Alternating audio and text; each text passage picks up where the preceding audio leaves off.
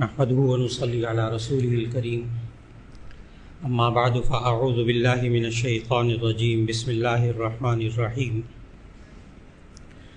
يا بني اقم الصلاة وأمر بالمعروف وانهى عن المنكر واصبر على ما أصابك إن ذلك من عزم الأمور صدق الله العظيم۔ اللہ رب العزت نے ہمیں جو اولاد جیسی نعمت عطا فرمائی، اس نعمت سے کبھی کبھی انسان بہت پریشان کن حالات دیکھتا ہے، تو ایسی صورت میں اس خالق نے ہمارے نوجوان بچے اور بچیوں کی کس رخ پر تربیت کا حکم دیا کہ جس کے بعد ماں باپ کے لیے، اہل معاشرہ کے لیے وہ پریشان کن حالات کا سامنا نہ کرنا پڑے۔ اس کے لیے سورہ لقمان کے دوسرے رکوع کی ایک آیت تلاوت کی، جس میں اللہ رب العزت نے ہمیں 3 اصول سکھائے، اور یہ ذہن میں رکھنا ہوگا کہ اللہ ہمارا خالق ہے، ان نوجوان بچے اور بچیوں کا بھی اللہ خالق ہے۔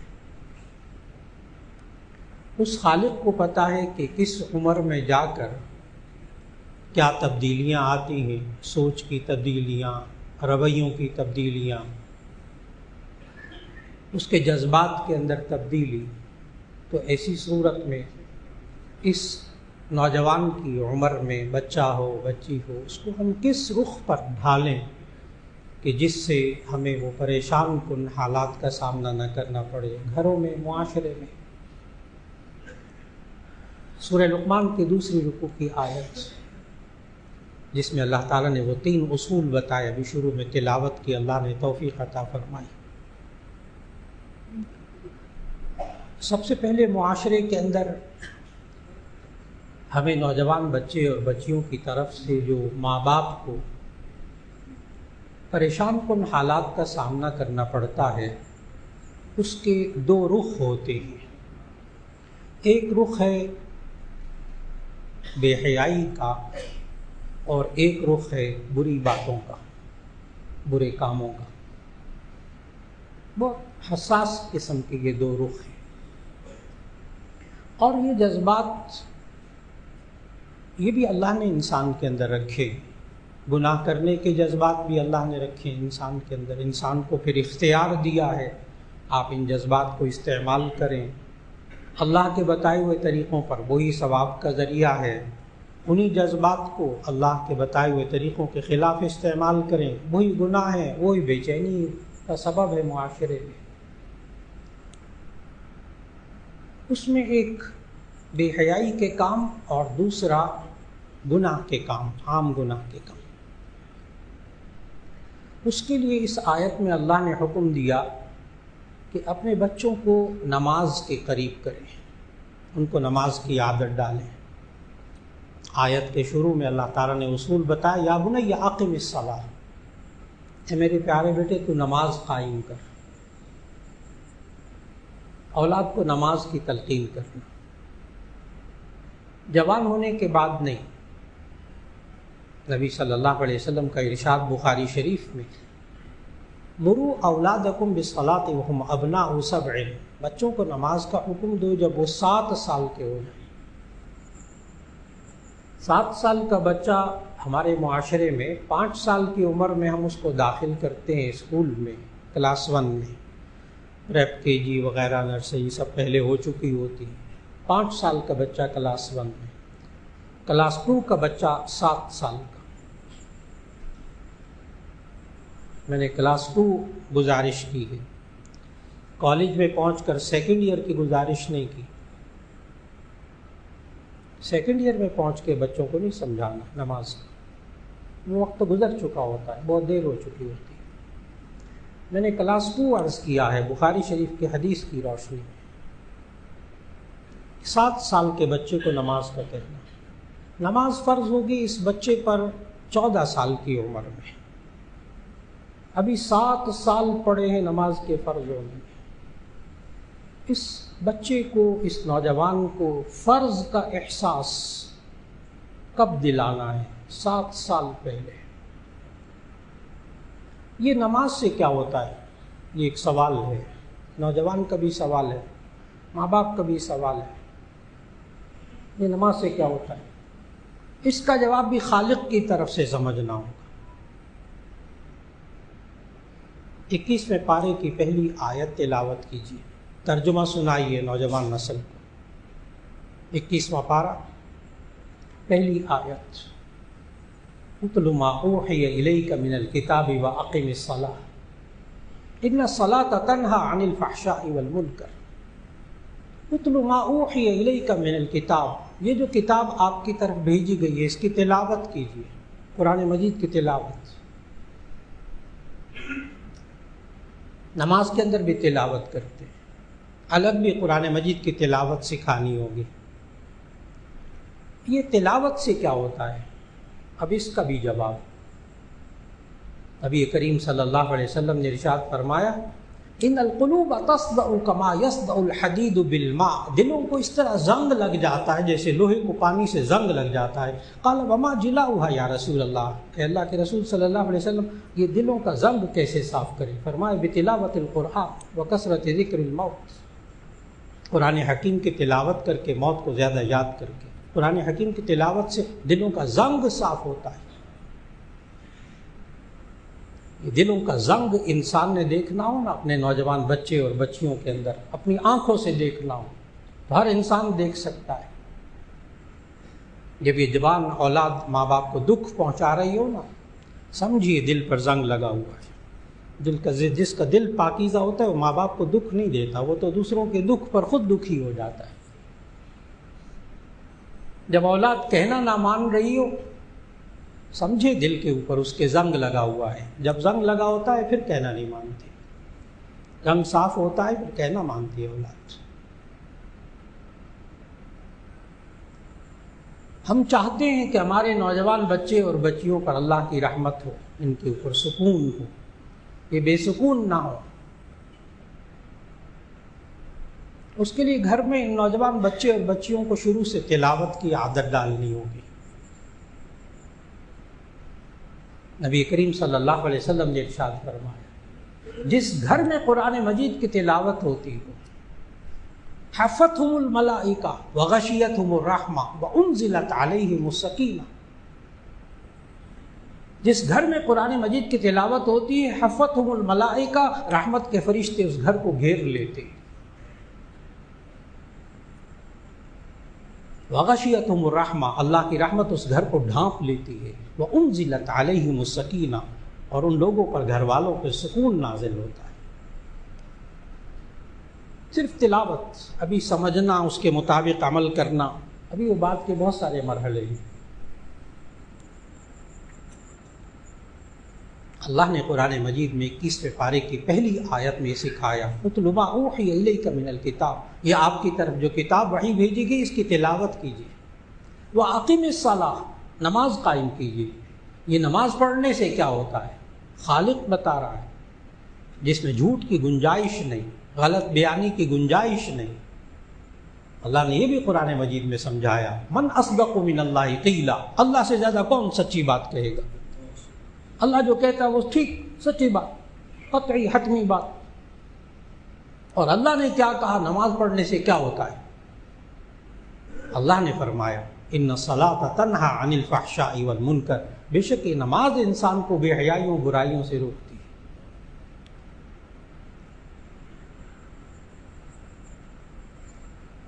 یہی دو چیزیں جس کے بارے میں عرض کیا کہ آج ماں باپ کو جو چیزیں تکلیف پہنچاتی ہیں نوجوان بچے بچیوں کی طرف سے، ایک گناہوں کی زندگی اور ایک بے حیائی کی زندگی۔ بڑے بڑے لبرل ماں باپ کو دیکھا ہے، لبرل ماں باپ جو کہتے ہیں وہ دین بھی ہونا چاہیے، دنیا بھی ہونی چاہیے، بس ٹھیک ہے، کچھ اللہ کے احکام پر عمل ہو رہا ہے، کچھ پر نہیں ہو رہا ہے، چلو بس ٹھیک ہے، زندگی گزارو۔ ایسے لبرل ماں باپ کو دیکھا ہے کہ خود اپنی زندگی جیسی مرضی ہو گزار لی، لیکن جب نوجوان بچے اور بچیوں کی طرف سے بے حیائی کا مظاہرہ دیکھتے ہیں تو ان کے اندر آگ لگتی ہے۔ میں نے کہا میں نے لبرل ماں باپ کو دیکھا، جب اپنے بچے اور بچیوں کے دامن کو آگ لگتی ہے پھر ان کے دل جلتے ہیں۔ کہتے نہیں، ان کا دامن پاک ہونا چاہیے تھا، اور اس کے لیے نماز کی محنت کرنی پڑے گی، نماز کی طرف لانا پڑے گا، گھروں میں نماز کا ماحول، بچے اور بچیوں میں ماں باپ بھی نماز کا ماحول بنائیں گے۔ اللہ کہہ رہا ہے، دیکھیں ہم ایک ایسی حد تک بسا اوقات پہنچ جاتے ہیں، اس کے بعد سوال کرتے ہیں، علماء سے بھی سوال کرتے ہیں کہ ہم کیا کریں، ایک سوال کرتے ہیں ہم کیا کریں، جو اس کا جواب ان کو نماز کی طرف لے آئی ہے۔ خالق نے بتایا یہ نماز ان کو بے حیائیوں برائیوں سے روکے گی۔ اچھا، اللہ نے اس آیت میں یہ نہیں کہا، بڑے غور سے بات سمجھنے والے، اللہ نے یہ نہیں کہا کہ ان بچوں کو نماز پڑھاؤ یا آپ نماز پڑھو تو بے حیائیوں سے روکے رہو گے اور برے کاموں سے روکے رہو گے، یہ نہیں کہا اللہ نے۔ میں ترجمہ پھر عرض کرنے لگا، ان الصلاۃ تنہی عن الفحشاء والمنکر، یہ نماز روکتی ہے بے حیائیوں برائیوں سے۔ ویسے روکنے والا اللہ، روکنے والا اللہ، لیکن اللہ نے اس روکنے کی نسبت نماز کی طرف کی ہے، یہ نماز روکے گی بے حیائیوں برائیوں سے۔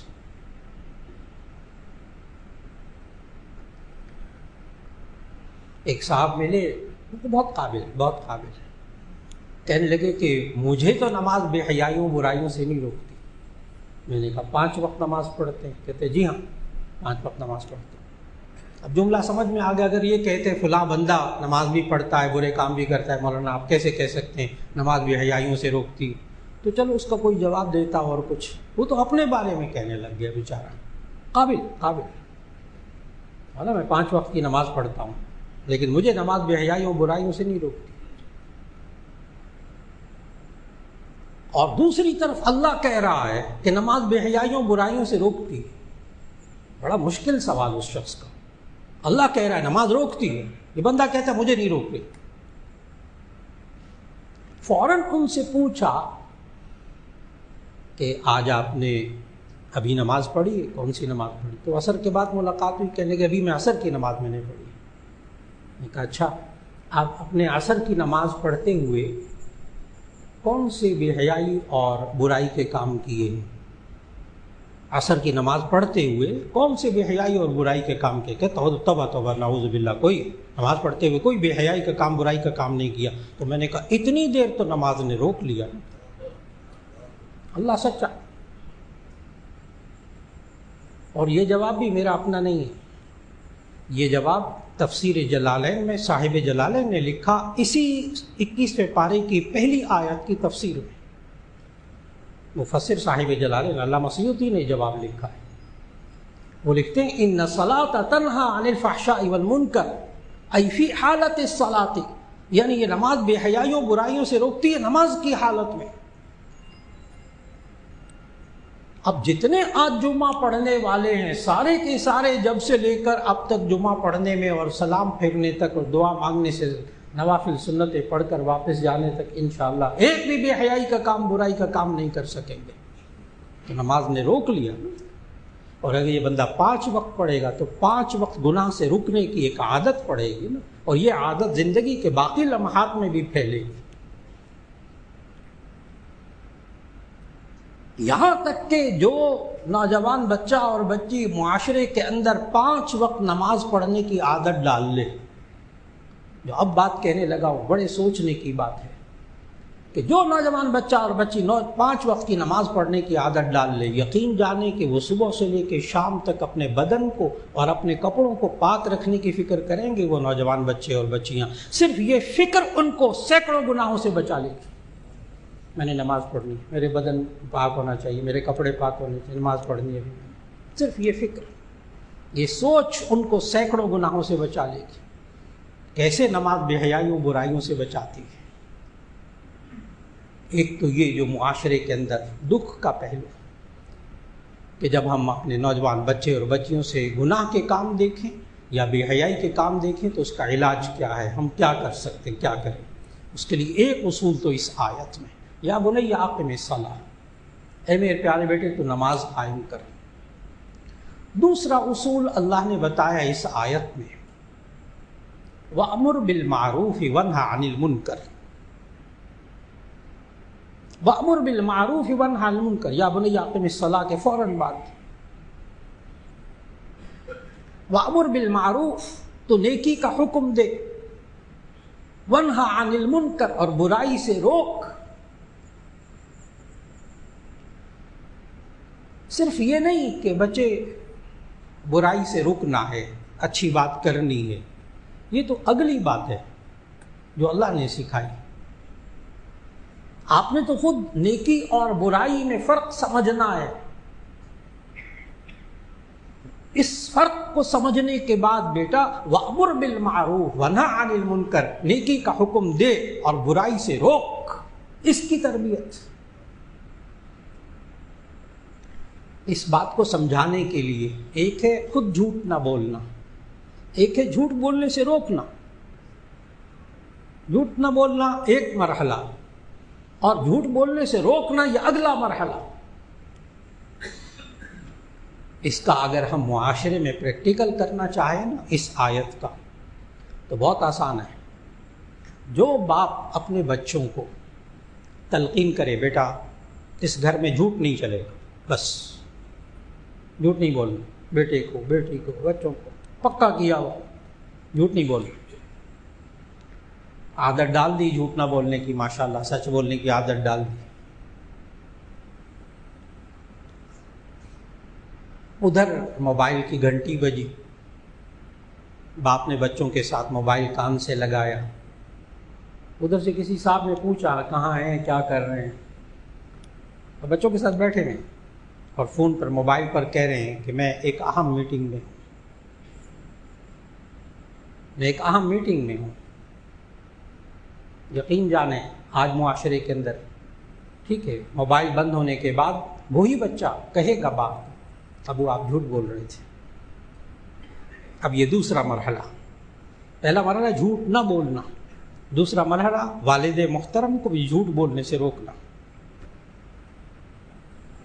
یہ دوسری سٹیج۔ اللہ نے اسے میں سکھایا کہ اگر ہم بچوں کے اندر اچھائی اور برائی کا شعور پیدا کر دیں،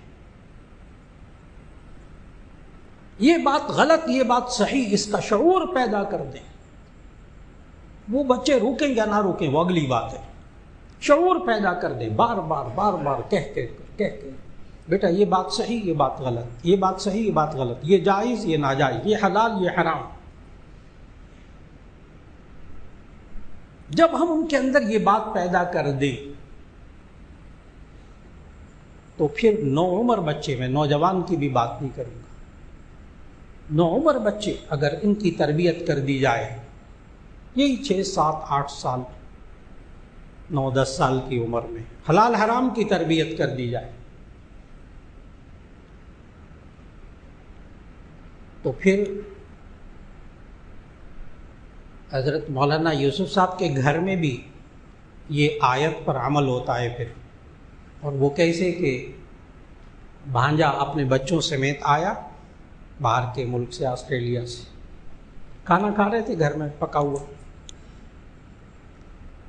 تو میٹھا آیا تو کسٹرڈ تھا، اس میں بچوں کے لیے جیلی وغیرہ ڈالی ہوئی تھی، تو وہ چھوٹا 6 7 سال کا بچہ دسترخوان سے اٹھا، باپ کے پاس آیا، کان میں کچھ کہا، باپ نے سر ہلایا، وہ آ کے بیٹھ گیا، کھانا شروع کر دیا۔ تو مجھے بہت عجیب سا محسوس ہوا، میں نے کہا کیا بات خیریت ہے؟ تو باپ بولا، کہنے لگا یہ پوچھ رہا تھا کہ یہ جو جیلیٹن ہے جیلی یہ حلال ہے کہ حرام ہے؟ جس بات پر آپ محنت کر لیں، اس پر محنت ہوئی ہے۔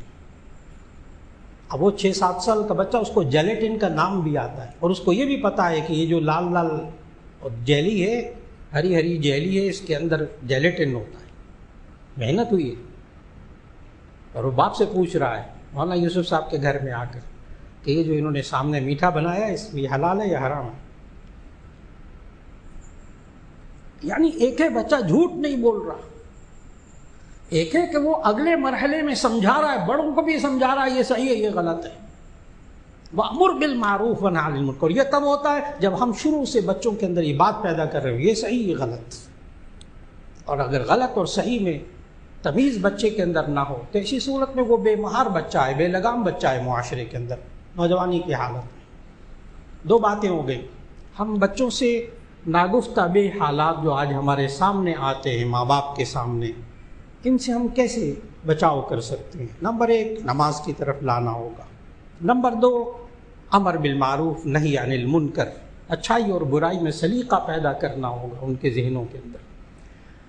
آخری اور تیسری چیز آج کی نشست میں اس آیت کے حوالے سے میں نے بتایا، اس آیت میں اللہ نے 3 حل بتائے۔